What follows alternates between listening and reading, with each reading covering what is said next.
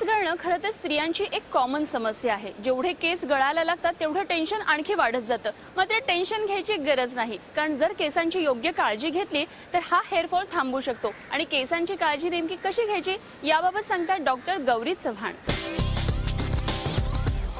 नमस्कार, मी डॉक्टर गौरी चव्हाण।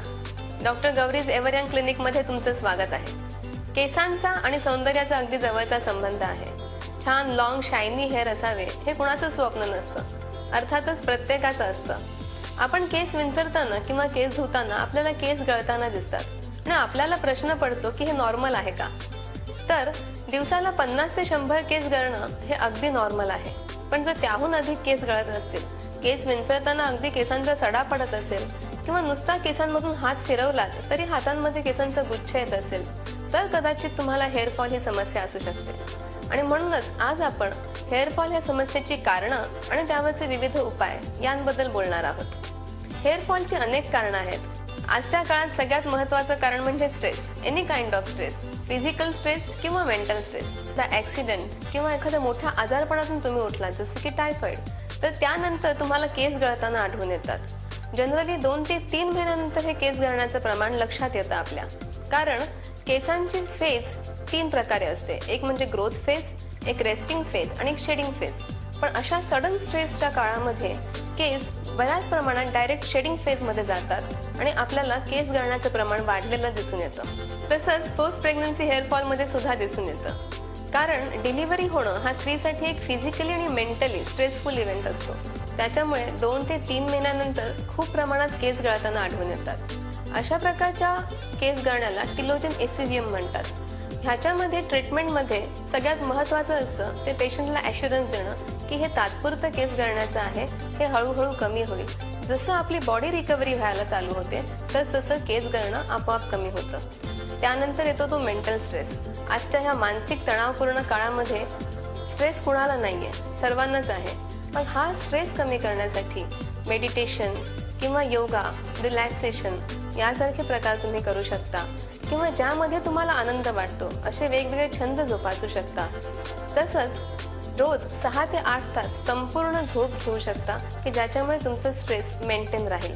तसंच न्यूट्रिशनल डेफिशियन्सी हे सुद्धा एक अतिशय महत्त्वाचं कारण आहे। आयर्न डेफिशियन्सी, ज्याच्यामध्ये हिमोग्लोबिन कमी असतं, ॲनिमिया होतो आणि केस गळण्याचं लक्षण प्रामुख्याने दिसून येतं।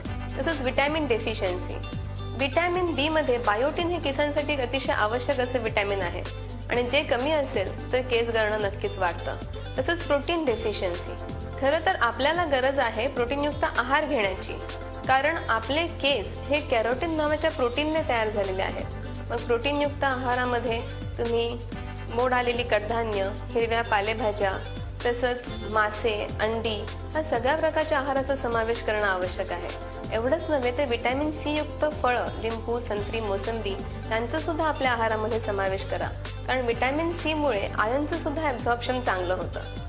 तसंच अजून एक महत्त्वाचं कारण म्हणजे आपल्याला असणारे विविध आजार आणि त्यावरचे आपण घेत असलेली औषधं, जसे की डायबिटीस, हायपोथायरॉइडिझम यांमध्ये केस गळण्याचं प्रमाण वाढतं आणि आपण वेगवेगळी घेत असलेली औषधं, स्टिरॉइड्स, अँटी डिप्रेसंट्स यांचा सुद्धा आपल्या केसांवरती परिणाम होत असतो।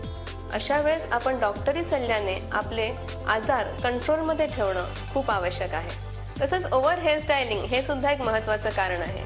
लक्षात घ्या, हीटमुळे हेअरमधले बॉन्ड्स वीक होतात आणि हेअर शाफ्ट ब्रेक व्हायला चालू होतं आणि तसंच स्प्लिट एंड्स तयार होतात। त्यामुळे तुमचे रिबॉन्डिंग, पर्मिंग, आयनिंग ह्यासारख्या ज्या हेअरस्टाईल्स आहेत त्या तुम्ही वारंवार करणं खूप धोकादायक आहे। तुम्हाला अगदीच करायचंच झालं तर 8 ते 10 महिन्यांचा तरी गॅप 2 ट्रीटमेंटमध्ये असणं अतिशय आवश्यक आहे।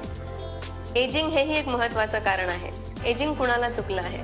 वाढत्या वयाबरोबर केस गळण्याचं प्रमाण वाढत जातं। स्पेशली स्त्रियांमध्ये मेनोपॉज नंतर केस गळण्याचं प्रमाण वाढलेलं दिसून येतं, ते म्हणजे हार्मोनल इम्बॅलन्समुळे।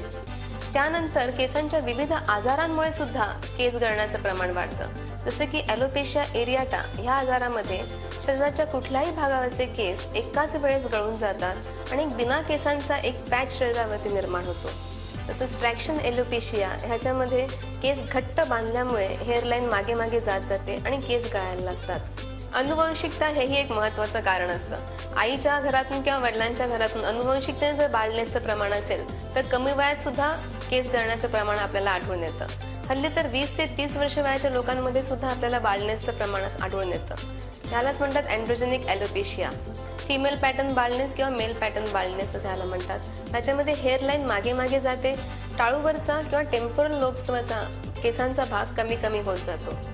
बऱ्याच वेळा हे होताना आपल्या लक्षातच येत नाही की आपल्याला बाल्डनेस होतो आहे, आपला बाल्डनेस वाढत आहे किंवा ह्यासाठी काही ट्रीटमेंट्स असतील हे सुद्धा आपल्याला माहिती नसतं. पण जर तुम्ही डॉक्टरांचा सल्ला घेतलात, डर्मास्कोपच्या सहाय्याने डॉक्टरांनी हेअर अनालिसिस केलं, तर तुमच्या नेमकं हेअरफॉलचं किंवा बाल्डनेसचं कारण आपल्याला शोधून काढता येतं आणि त्यासाठी विविध ट्रीटमेंट सुद्धा उपलब्ध आहेत. मिनॉक्सिडिल सारखी स्काल्पला लावण्याची औषधं डॉक्टर तुम्हाला सजेस्ट करतात. तसंच फिनेस्ट्राइड, सॉ पाल्मेटो, बायोटिन सप्लिमेंट्स यासारखी औषधं तुम्हाला डॉक्टर घेण्यासाठी देतात. एवढंच नव्हे तर विविध ॲडव्हान्स थेरपी सुद्धा ह्यामध्ये आलेल्या आहेत.